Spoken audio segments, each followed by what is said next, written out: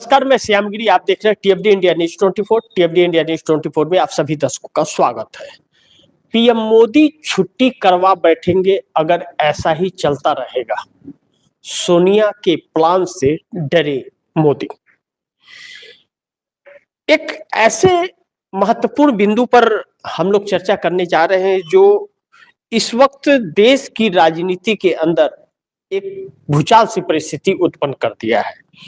एक तरफ अमेरिका का जिन फिर से निकल रहा है, जो वीडियोस या फोटो गायब हो चुके थे वह फिर से अपलोड होने शुरू हो गए।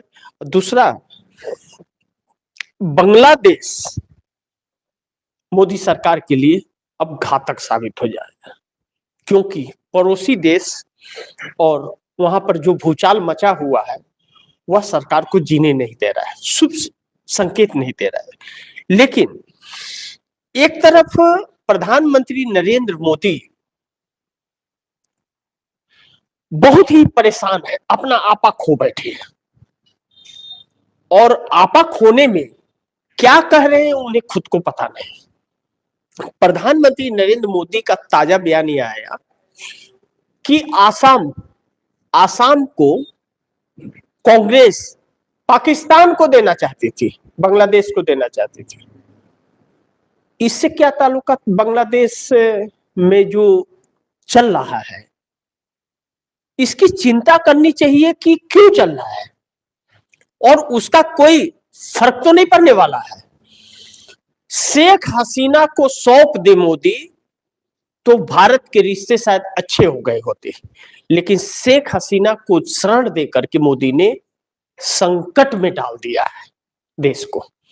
और चाइना को और पाकिस्तान बांग्लादेश को खुलकर सपोर्ट कर रहे हैं। यानी कि बांग्लादेश और पाकिस्तान जो अलग हो गए थे, जो बांग्लादेश आजादी की लड़ाई लड़ रहा था तो भारत ने उसे आजादी दिलाई थी, वह दोनों भाई एक साथ मिल गए हैं। लेकिन हमारे देश में दरार पैदा कर दिया गया है और आपस में फूट डालने का कार्य किया जा रहा है, वह भी सत्तारूढ़ दल के द्वारा। एक बात तो साफ है कि हमारे देश के प्रधानमंत्री के पास न तो कोई मुद्दा है और न तो कोई सोच और रणनीति है, कुछ भी नहीं है। सिर्फ अफवाह और मुंगेरी लाल के सपने हैं, इस बात से इनकार नहीं कर सकते। अगर ऐसी परिस्थिति है तो वह हमारे देश के लिए शुभ संकेत बिल्कुल नहीं है। इस बात की चेतावनी सोनिया गांधी ने भी प्रधानमंत्री मोदी को दे दी है। दूसरी तरफ मोहन भागवत ने क्यों कहा कि हम तो हिंदू राष्ट्र ही मानते हैं? ऐसा क्यों कहा? यह देश हिंदू राष्ट्र तो है नहीं, यह एक लोकतांत्रिक देश है और सवर्णों का सबका देश है। हिंदू, मुस्लिम, सिख, ईसाई सबका देश है यह। तो मोहन भागवत ने यह क्यों कहा? यानी कि संकेत अच्छे नहीं है, इन लोगों की नीयत अच्छी नहीं है। बड़ी साफ लफ्जों में यह निष्कर्ष निकलता है। लेकिन वही दूसरी तरफ आरएसएस खौफ में जी रहा है कि अगर मोदी की सत्ता चली गई, अगर मोदी की सत्ता चली गई, जिस तरह से कांग्रेस एक्टिविटी अपनी दिखा रही है और सोनिया गांधी के जिस तरह से बयान अब अचानक आने शुरू हो गए और बड़ी गहराई से बयान आ रहे हैं और अखबारों में लेख छप रहे हैं, तो वह आरएसएस के लिए शुभ संकेत नहीं है। इस बार सत्ता परिवर्तन मोदी का हुआ और दूसरी सत्ता आ गई और कांग्रेस के हाथ में सत्ता रही, तो आरएसएस हमेशा हमेशा के लिए खत्म हो जाएगा, यह मोहन भागवत मान चुके हैं। तभी उन्होंने यह कहा कि भारतीय जनता पार्टी के चश्मे से आरएसएस को न देखा जाए, भाजपा से आरएसएस का कोई ताल्लुकात नहीं है। लेकिन दो दुविधा है, एक तरफ हिंदू राष्ट्र मानने की, हम तो मान चुके हैं कि यह हिंदू राष्ट्र है, जो हिंदू राष्ट्र है ही नहीं। तो इनके सपने जो है ना बहुत खतरनाक है, जो इस देश के लिए भारी पड़ने वाले हैं। और यह लोग इतना ब्रांड वॉश ऐसा करते हैं लोगों का कि लोग इनकी बातों में उलझ जाते हैं, जो बहुत खतरनाक साबित हो रहा है। अब और अगर नरेंद्र मोदी रह गए, 29 तक रह गए, तो इस देश का भगवान ही मालिक है, इस बात से इनकार नहीं कर सकते। अब ऐसी में नीतीश दिल्ली क्यों आए? क्या मेडिकल चेकअप के लिए आए? तो नीतीश को क्या हुआ है जो बार बार मेडिकल चेकअप के लिए आते हैं? आज तक एक बार भी कोई मेडिकल बुलेटिन जारी नहीं हुआ है। लेकिन भारतीय जनता पार्टी कहती है कि मानसिक तौर पर बीमार है। तो क्या वह अपना संतुलन, सोचने, समझने और बोलने की क्षमता खो बैठे हैं? अगर खो बैठे हैं या मानसिक संतुलन उनका सही नहीं है, तो बिहार का भविष्य बहुत गलत व्यक्ति के हाथ में है। यानी कि मुखौटा बना करके नीतीश कुमार को बैठाया गया है, सरकार कोई और चला रहा है। वह चेहरा आना चाहिए फिर सामने। ऐसे में नीतीश कुमार अगर कुर्सी नहीं छोड़ रहे हैं और नीतीश कुमार जो फैसले लेते हुए नजर आते हैं या जो हरकतें कर रहे हैं, वह भारतीय जनता पार्टी क्यों परेशान है? नीतीश कुमार जब प्लान ए, प्लान बी, क्या क्या जो कहा जाता है, नीतीश कुमार भाजपा के अलग ट्रैक में जब चलते हैं तो भाजपा परेशान हो जाती है। और यही वजह है कि प्रधानमंत्री नरेंद्र मोदी और गृह मंत्री अमित शाह मिलने को नीतीश से मजबूर हो गए और नीतीश आए हैं दिल्ली मिलने के लिए। लेकिन ध्यान रखिएगा, सोनिया गांधी इंडिया गठबंधन का कमान संभालने के बाद और सोनिया का बयान आने के बाद नीतीश कुमार दिल्ली आए हैं और कहा यह जा रहा है कि लालू प्रसाद यादव से मिलेंगे। तो कहते हैं ना, मरता क्या नहीं करता। तो नीतीश के साथ पंगा भी मोदी को भारी पड़ सकता है। लेकिन कुछ लोगों का कहना है कि एग्जिट प्लान के लिए, यानी कि तलब किया गया है हिजाब के बाद, ऐसी हिम्मत भारतीय जनता पार्टी दिखा ही नहीं सकती नीतीश कुमार को लेकर के। अगर दिखाना होता तो गिरिराज सिंह इस तरह का बयान नहीं देते। और भारतीय जनता पार्टी यह जानती है कि नीतीश कुमार भाजपा के लिए कितना जरूरी है। जब तक भाजपा यह सिक्योर नहीं हो जाएगी कि नीतीश का वोट बैंक इधर ट्रांसफर हो जाएगा और जो लोग हैं वह करवा पाएंगे, तब तक नीतीश को एग्जिट नहीं करेगी। और नीतीश भाजपा के साथ आने वाले वक्त में रहेंगे, इस बात की गारंटी नहीं है। नीतीश और लालू की बातचीत चल रही है कहा जा रहा है, मैं नहीं जानता, इसका प्रूफ हमारे पास नहीं है।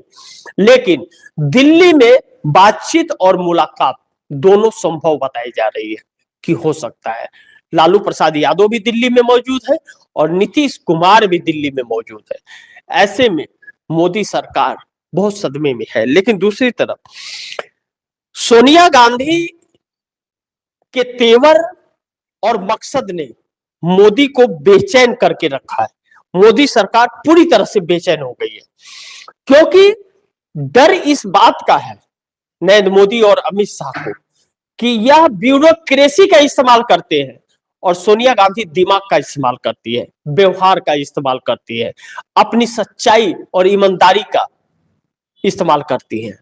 सोनिया गांधी यूपीए 1 और यूपीए 2 10 सालों की मनमोहन सिंह सरकार को, कई पार्टियों को एकजुट करके एक साथ समेट कर और पूर्ण बहुमत की सत्ता यूपीए गठबंधन का 10 साल तक चलाई है। एक दिन भी कम नहीं हुआ कार्यकाल में। ऐसे में सोनिया गांधी की रणनीति से डर रही है मोदी सरकार और अमित शाह और नरेंद्र मोदी, यह साफ है। अब सोनिया गांधी अगर कमान संभाल ली है तो सोनिया गांधी इंडिया गठबंधन को एकजुट करके मजबूत कर लेंगी, इस बात की 100% गारंटी है। मोदी यह जानते हैं कि यह लोग अगर फ्री माइंड हुए तो यह इंडिया गठबंधन को एकजुट करने में सफल हो जाएंगे। इंडिया गठबंधन एकजुट अगर हुआ तो 25-30 सांसदों की बड़ी बात नहीं होगी, बल्कि भाजपा के भी सांसद जा सकते हैं। जैसा राहुल गांधी ने यह कहा था कि भारतीय जनता पार्टी के सांसद भी हमारे संपर्क में हैं और वह अपनी गलती का एहसास करते हुए घर वापसी के इंतजार कर रहे हैं। हम जब चाहे वह आ जाएंगे। आधिकारिक बयान है या राहुल गांधी के पार्लियामेंट के बाहर। अब ऐसे में डर तो लगता है, क्योंकि जो ममता बनर्जी अलग अलग बातें करती थी या जो अखिलेश यादव अलग अलग बातें करते थे, जो शरद पवार और उद्धव ठाकरे अलग अलग बातें करते थे, वह अब एक संतुलन बना करके बात करते हुए नजर आ रहे हैं। ऐसे में नरेंद्र मोदी सरकार को डर लग रहा है। शशि थरूर को जिस तरह से कांग्रेस का में एक स्लीपर सेल के तौर पर मानती थी अपना भारतीय जनता पार्टी, वह शशि थरूर अब घर वापसी कर रहे हैं, वह अब नरेंद्र मोदी के खिलाफत में उतर गए। ऐसे में केरल के अंदर भारतीय जनता पार्टी के लिए बड़ी मुसीबत खड़ी हो जाएगी। वैसे भी भारतीय जनता पार्टी का कोई जनाधार नहीं है केरल के अंदर, ना तमिलनाडु के अंदर। एसआईआर के जरिए जो षड्यंत्र रचा जा रहा है, उसके बावजूद भी केरल या तमिलनाडु के अंदर सत्ता या वोट बैंक बना पाना आसान नहीं होगा भारतीय जनता पार्टी को।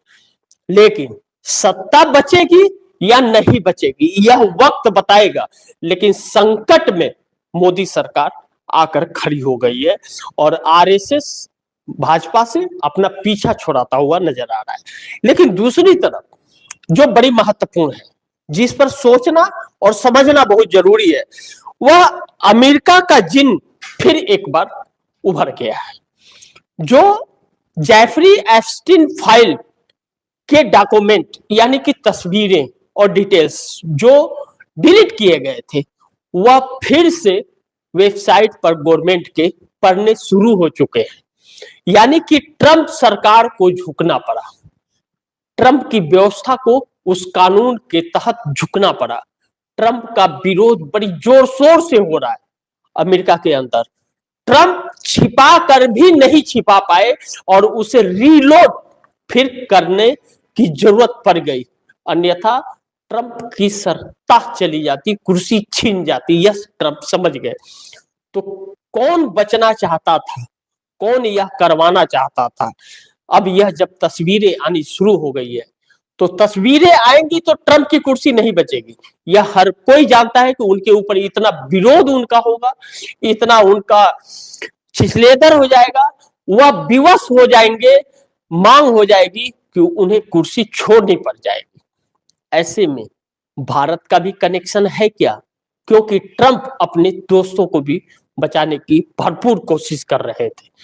ऐसे में अमेरिका संसद का यह कहना कि यह तस्वीरें सभी इस देश विश्व में रिलीज होनी चाहिए, ताकि जो देश ब्लैकमेल हो रहे हैं इन नेताओं की वजह से, वह ब्लैकमेलिंग समाप्त होकर इन नेताओं का चरित्र सबके सामने आना चाहिए। कितना घिनौना चरित्र है इन लोगों का।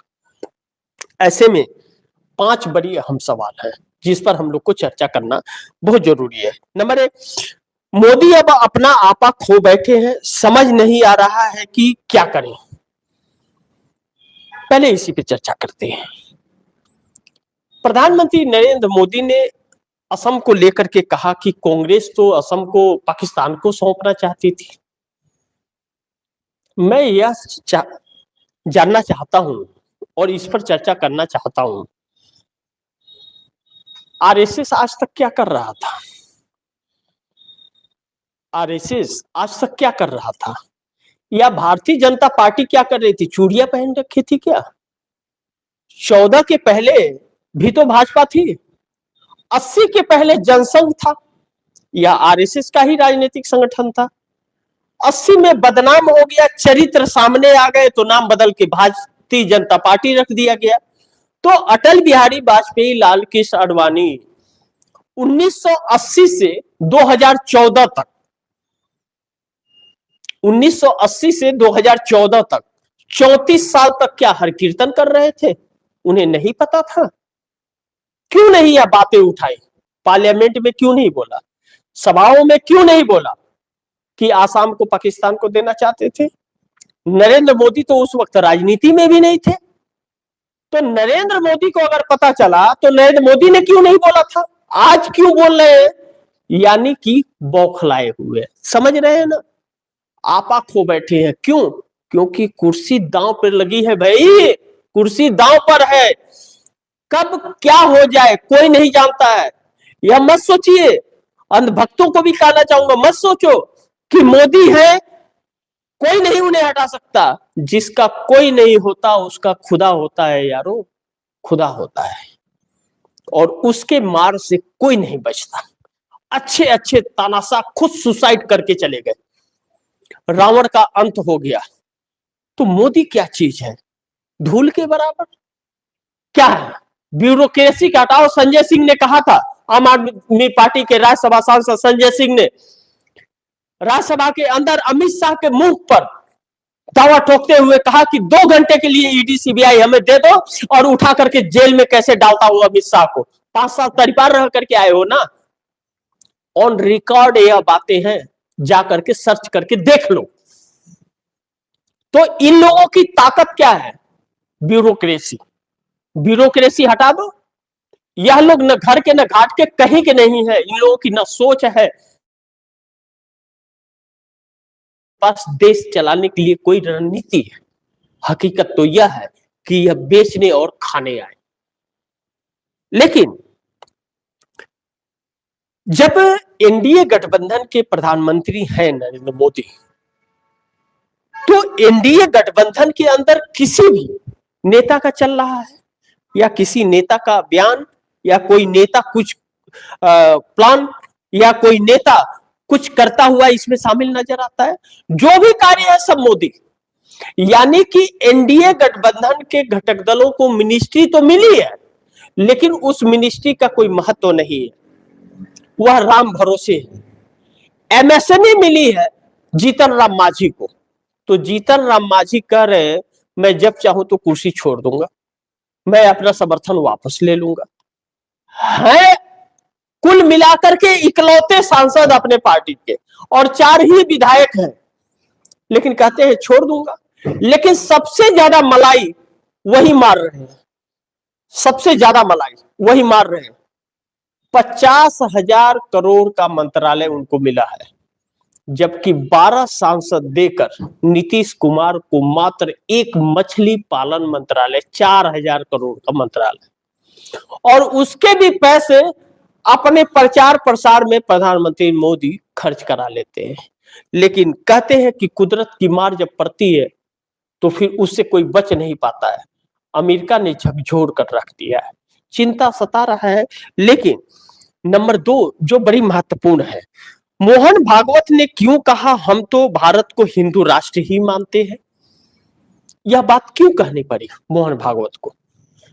अभी कल जो बयान आया था, पश्चिम बंगाल में बयान दिया, उन्होंने यह कहा कि भारतीय जनता पार्टी के चश्मे से आरएसएस को कोई ना देखे। क्या भारतीय जनता पार्टी के चश्मे से आरएसएस को कोई ना देखे? तो अगर भाजपा आरएसएस का ही संगठन एक राजनीतिक संगठन है, हर कोई जानता है, यानी कि नरेंद्र मोदी आरएसएस के नक्शे कदम पर चल तो रहे हैं, लेकिन आरएसएस के वजूद को खत्म करते हुए भी नजर आ रहे हैं। इसलिए भाजपा से उन्होंने किनारा करने की कोशिश की कि हमें भाजपा के चश्मे से न देखे, क्योंकि वह समझ गए, और राहुल गांधी के तेवर इस बात की गवाही दे रहे हैं कि जिस दिन सत्ता बदली आरएसएस के ऊपर फिर बेंड लग जाएगा, फिर उठ नहीं पाएगी। और हिंदू राष्ट्र की बात कह करके एक फिर इस देश को संकेत, 2 संकेत देती है कि हम तो इस देश को हिंदू राष्ट्र ही मानते हैं। आरएसएस कौन होता है डिसाइड करने वाला? क्या कोई एनजीओ है, संगठन है? इस देश का कोई औहदा है उसके पास? उसका कोई महत्व है इस देश में? नहीं, वह एक ऐसा संगठन है जो हिंदू मुस्लिम के नाम पर नफरत फैलाता है इस देश के अंदर। लेकिन नरेंद्र मोदी ने उसे संकट में एनजीओ बता करके डाल दिया, और दूसरी सरकार आई तो उसी के तहत उसको खत्म कर देगी कि रजिस्ट्रेशन करो भैया, फिर औकात में आ जाओगे। लेकिन नरेंद्र मोदी को कहीं यह तो नहीं, 2 संकेत का मैंने बात कहा। दूसरा, क्या कहीं ऐसा तो नहीं कि नरेंद्र मोदी के को यह संदेश देने की कोशिश किए कि भैया देखो अब नहीं तो फिर कभी नहीं, सत्ता चली गई तो गड़बड़ा जाएगा मामला, हिंदू राष्ट्र घोषित ही कर दो? कहीं यह कहने की कोशिश तो नहीं की? क्योंकि यह लोग अधूरे शब्दों में संदेश देते हैं, इस बात से इंकार नहीं कर सकते। यही आरएसएस है जो आजादी नहीं चाहता था और अंग्रेजों की गुलामी करता था। अंग्रेजों ने जाते जाते यह लेटर जारी करके गया कि आजादी के वक्त आरएसएस ने कोई ऐसा काम नहीं किया जिससे अंग्रेज ब्रिटिश गवर्नमेंट को नुकसान हो। ब्रिटिश गवर्नमेंट का हमेशा साथ दिया। मैंने आप दर्शकों को कई बार वह लेटर भी दिखाए हैं। दूसरी तरफ नीतीश दिल्ली क्यों आए, भाजपा क्यों डर रही है मुलाकात मोदी से होगी नीतीश की? कहा जा रहा है कि प्रधानमंत्री नरेंद्र मोदी से और गृह मंत्री अमित शाह से मुलाकात होगी। भाजपा के अंदर और एनडीए गठबंधन के अंदर जो राष्ट्रीय अध्यक्ष बने हैं नवीन नितिन, उनको लेकर के सहजता नहीं है, क्योंकि एनडीए गठबंधन में कुछ बात अगर हो तो राष्ट्रीय अध्यक्ष से मिलना पड़ेगा और वह राष्ट्रीय कार्यकारी अध्यक्ष बनाए गए, यानी कि वही अध्यक्ष होंगे भाजपा के। लेकिन ऐसे में नीतीश कुमार को कुछ लोग यह भी कह रहे हैं कि हिजाब को लेकर के उन्हें तलब किया गया है। तो भाजपा कौन होती है नीतीश को तलब करने वाला? नीतीश भाजपा मोदी के कहने पे थोड़ी चलेंगे। नीतीश की अपनी पार्टी है, नीतीश के मोहताज है नरेंद्र मोदी, समर्थन दिए है। यह बातें झूठी है, इसमें कोई दम नहीं है। लेकिन हाँ, नीतीश कुमार दिल्ली आए हैं कि नीतीश से कुछ वायदे किए थे मोदी ने, उन वायदों को निभा दो आप, अन्यथा हमें रास्ता तलाशना पड़ेगा। जैसे बिहार को विशेष राज्य का दर्जा और 1.25 लाख करोड़ का जो पैकेज का ऐलान नरेंद्र मोदी ने किया था, यह याद दिलाने आए हैं नीतीश कुमार। एक तरफ चंद्रबाबू नायडू ने कहा कि 1.5 लाख करोड़ हमें 1 फरवरी तक का अल्टीमेटम है चाहिए, और नीतीश कुमार भी वही करने आए हैं, बिहार को विशेष राज्य का दर्जा और 1.25 लाख करोड़ रुपए का पैकेज। नरेंद्र मोदी बहुत बुरी तरह से घिरे हैं, गलत फहमी में मत रहिएगा। नीतीश कुमार ने भी अपना एग्जिट प्लान तैयार कर रखा है। यह नहीं कि राजनीति से संन्यास लेने का, सोचिए भी मत। वह 30 तक सीएम रहेंगे, उन्हें कोई हटाने वाला नहीं है, लेकिन उन्हें विकल्प मिल गया है सोनिया गांधी के नाम, इसीलिए भाजपा डरी हुई है। दूसरा, सोनिया गांधी ने मोदी को बेचैन कर दिया, संकट में मोदी की राजनीति। अब सोनिया गांधी जिस तरह से इस वक्त राजनीति में फिर सक्रिय हो गई है, सक्रिय तो है इस समय राज्यसभा सांसद, चूंकि शरीर साथ नहीं दे रहा है, बुजुर्ग काफी हो गई, तो राज्यसभा राजस्थान से राज्यसभा सांसद बन करके आई हुई है। रायबरेली से उनकी सीट पर राहुल गांधी ने चुनाव लड़ा, जीत के आए। प्रियंका गांधी भी सांसद बन गई, वह राज्यसभा से राजस्थान से चुन करके आई। अब जो सोनिया गांधी बहुत कम बयान देती थी, बयान नहीं आता था कोई, अचानक मोदी की इन तानाशाहियों के बाद उन्हें सक्रिय होना पड़ा, और वह समय की नजाकत और जरूरत थी। इंडिया गठबंधन बिखर रहा था और सोनिया गांधी सबके लिए सराहनीय थी। सोनिया गांधी के कदम आगे बढ़ाने से इंडिया गठबंधन एकजुट हो रहा है, और यही नरेंद्र मोदी की सबसे बड़ी चिंता है कि इंडिया गठबंधन एकजुट अगर हो गया तो मोदी को हटाने में बहुत सारा वक्त नहीं लगेगा, चंद सेकंडों की बात होगी। और कहीं ना कहीं चंद्रबाबू नायडू की तरफ से यह कांग्रेस को मिली है, एक विश्वास मिला है कि हम तैयार हैं, आप तैयार होइए और जरूरतों को इकट्ठा कीजिए। जरूरत क्या है जानते हैं? चंद्रबाबू नायडू के अलावा कम से कम 25 सांसद, चंद्रबाबू नायडू के अलावा कम से कम 25 सांसद, क्योंकि 243 इंडिया गठबंधन के पास है। इंडिया गठबंधन को एकजुट करने में बहुत ही सक्रियता से सफलता पाती हुई नजर आ रही है। ममता बनर्जी हो, अखिलेश यादव हो, चाहे उद्धव ठाकरे, शरद पवार हो, सोनिया गांधी के बातों पर हर कोई भरोसा कर सकता है, क्योंकि 10 साल उन्होंने उस भरोसे को कायम रखा। कभी समझौता नहीं किया भरोसे के साथ, इसलिए सब कोई एकजुट हो रहा है। दूसरी तरफ सोनिया गांधी और इंडिया गठबंधन को 25 सांसदों को एकजुट करने के लिए चंद्रबाबू नायडू भी कहीं ना कहीं सपोर्ट करते हुए और बातचीत करते हुए नजर आ रहे हैं। उसी में एक नवीन पटनायक भी हैं, उड़ीसा के 4 सांसदों वाले। लेकिन चंद्रबाबू नायडू एकनाथ शिंदे को भी, अजीत पवार एकनाथ शिंदे को घर वापसी कराने के लिए बीच में मध्यस्थता करने की बात आ रही है, कि मध्यस्थता करते हुए नजर आ रहे हैं कि छोड़ो आपस का झगड़े, पहले लोकतंत्र को बचा लो। यही नरेंद्र मोदी के लिए मुश्किलें खड़ी हो रही। अब ऐसे में सोनिया गांधी जिस कदम को निकल पड़ी है, या कुछ दिनों में सफलता हासिल लग सकती है। ऐसे में बेचैन हो रहे हैं नरेंद्र मोदी और संकट में राजनीति आ जाएगी मोदी की। लेकिन अमेरिका का जिन फिर से निकला, बांग्लादेश ने मोदी की नींद उड़ाई। जिस फाइल को डिलीट कर दिया गया था अमेरिका में, वह फाइल फिर अपलोड होना शुरू हो गया, यानी कि ट्रंप को झुकना पड़ गया। ट्रंप की कुर्सी जब दांव पर लगी तो उन्हें झुकना पड़ा और अपलोड फिर शुरू हो गया है। बांग्लादेश में भारत का विरोध हो रहा है, बांग्लादेश में हिंदू और क्रिश्चियन को मारा जा रहा है, लेकिन हमारे देश की सरकार चुप है और आरएसएस कहता है हम तो हिंदू राष्ट्र मान चुके हैं। फैसला कीजिए और कल्पना कीजिए कि आने वाला वक्त कैसा होगा, क्योंकि अब सतर्कता बहुत जरूरी हो गई है। लेकिन